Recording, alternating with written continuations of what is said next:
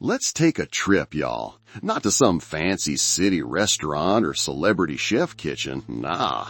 We're heading way out to where the dirt roads wind, where supper was cooked slow, and where hillbilly dinner meant real food made from whatever you had, cooked with a whole lot of love, and maybe a little bacon grease. Back in the day, Appalachian and Southern folks didn't waste a thing. Every scrap of meat, every garden veggie, every drop of broth, it all had a purpose. These weren't meals you'd see on TV. They were born out of tough times, big families, and pure survival. And somehow, they still ended up tasting better than anything at a 5-star restaurant. But somewhere along the way, these dishes, these old-school pass-it-down recipes, started fading away. The world got faster, people stopped cooking from scratch, and before we knew it, whole parts of American food culture just disappeared. So today, we're digging deep into the kitchen of the past, pulling out the cast iron, stirring up a pot of memories, and bringing back the forgotten hillbilly dinners that have faded into history. Grab a sweet tea, loosen your belt, and let's get cooking. Number 5, Poor Man's Stew, Potato Steak. This one right here was the definition of making do. If you didn't have money for fancy cuts of beef, you threw in what you had: ground meat, potatoes, onions, carrots, maybe some tomato paste if you were lucky. It was all tossed together in one pot, left to bubble slow and thick until the whole house smelled like heaven on a budget. Poor man's stew was comfort food for hard times. Farmers, coal miners, mill workers, this was dinner that kept families full when paychecks were thin. And somehow it always hit the spot. No measurements, no recipes, just instinct. You'd stir it, taste it, maybe throw in a splash of Worcestershire ketchup if you were feeling fancy. By the time it was done, everyone had a steaming bowl of stew that tasted like home. Nowadays, we've got DoorDash and meal kits, but nothing beats a bowl of that thick, smoky stew cooked in Grandma's old cast iron pot. It was simple, hearty, and honest, just like the people who made it. Number 4, Soup, beans, and cornbread. Now this one ain't just food, it's a way of life. Soup, beans, and cornbread were the backbone of every hillbilly household from Kentucky to West Virginia. You'd take a pot of pinto beans, slow cook 'em with a ham hock or a slab of salt pork, and let the flavors get deep and smoky. Then you'd serve it with a big old wedge of hot cornbread, crispy on the edges, soft in the middle, slathered with butter so thick it melted like gold. This meal was humble, but it had soul. Families gathered round, dipping cornbread straight into the pot, talking about their day, telling stories. It wasn't about presentation, it was about togetherness. And don't even get me started on the leftovers. Next day, that pot of beans somehow tasted even better.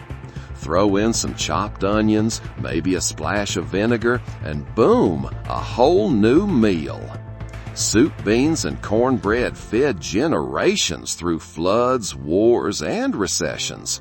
And yet, most folks today wouldn't even know what it is unless they've got Appalachian roots. That's the tragedy. We've traded slow-cooked soul for fast food convenience. Number 3, fried bologna and onions. If you know, you know. This right here was the blue-collar steak dinner. Thick-cut bologna fried up in a cast-iron skillet till the edges curled and sizzled, then topped with caramelized onions, sometimes even served with white bread and mustard. It was cheap, greasy, and perfect. That smell alone could drag you out of bed at 6 a.m. Every bite had that salty tang and that crispy char only a hot pan can make. For a lot of folks, fried bologna wasn't just a meal, it was a memory.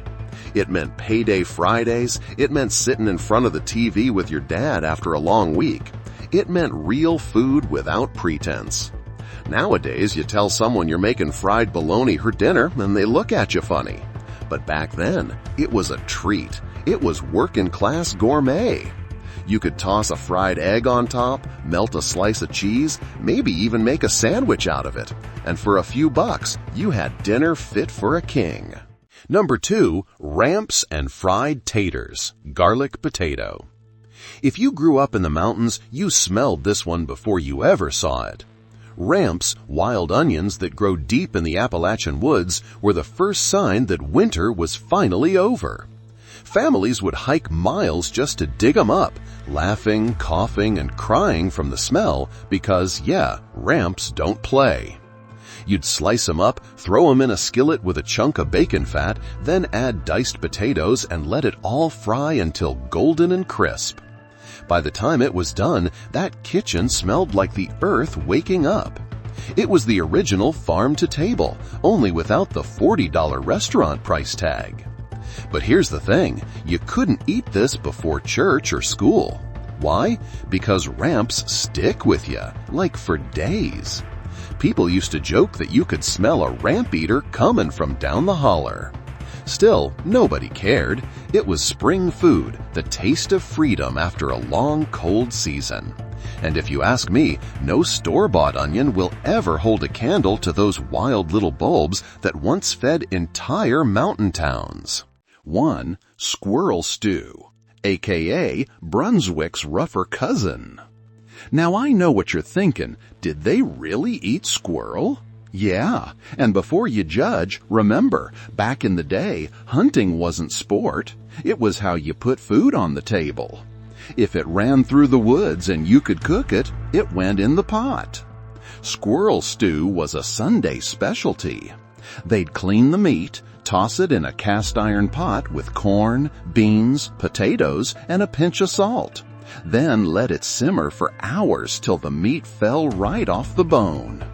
The flavor was gamey but rich, smoky but hearty, like the mountains themselves.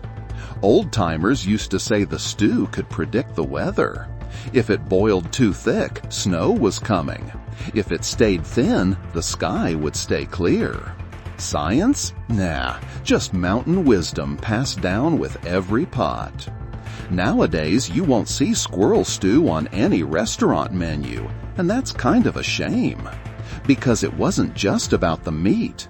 It was about the gathering, family, neighbors, everyone bringing what they had to share. One guy had corn, another had onions, someone brought bread, and together they made something out of nothing. And honestly, that's what hillbilly cooking was all about. It wasn't fancy, it wasn't pretty, but it was real.